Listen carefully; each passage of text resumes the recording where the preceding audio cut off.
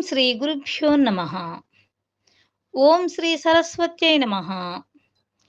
ABB Subbarao గారి ఆధ్యాత్మిక బృందం వారి సౌజన్యంతో మాఘ పురాణం 5వ అధ్యాయం. కుక్కకు విముక్తి కలుగుట. దిలీప మహారాజా, సుమిత్రుని కథ ఈశ్వరుడు పార్వతికి చెప్పిన రీతిగా విన్నావు కదా. ఇంకొక కథను పార్వతికి ఈశ్వరుడు ఈ విధముగా చెప్పెను. అదెట్లనగా, మాఘమాసములో నదీ స్నానములు చేయువారు గొప్ప ధనశాలులగుదురు.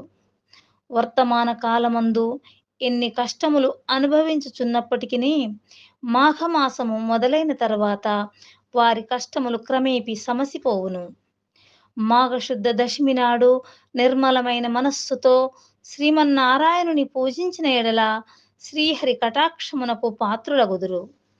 అందులో అనుమాత్రమైనను సంశయము లేదు అని పార్వతీదేవితో శంకరుడు వివరించుచుండగా, పార్వతి, నాదా, శ్రీ లక్ష్మీనారాయణుల వ్రతము చేసిన ఎడల మనోవాంఛా ఫలసిద్ధి కలుగునని చెప్పియుంటిరి కదా.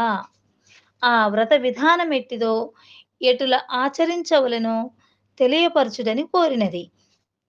అంత మహేశ్వరుడు పార్వతితో ఇట్లు చెప్పసాగెను. మాఘశుద్ధ దశమి నాడు ప్రాతకాలమున కాలకృత్యములు తీర్చుకొని స్నానము చేసి నది ఒడ్డున గాని ఇంటి వద్ద కాని మంటపము ఉంచి, ఆ మంటపము ఆవు పేడతో అలికి పంచరంగులతో ముగ్గులు పెట్టి మంటపం మధ్య 8 రేకుల పద్మము వేసి అన్ని రకాల పుష్పములు ఫలములు తీసుకువచ్చి లక్ష్మీనారాయణులను మంటపపు మధ్య ఉంచి ఆ విగ్రహాలకు గంధము, కర్పూరము, అగరు మొదలగు ద్రవ్యములు పూసి పూజించవలెను. రాగి చెంబుతో నీళ్లు పోసి మామిడి చిగుళ్లను అందులో ఉంచి దానిపై కొబ్బరికాయ పెట్టి కొత్త వస్త్రమును ఒకదానిని కప్పి లక్ష్మీనారాయణుల ప్రతిమను ప్రతిష్ఠించి పూజించవలెను.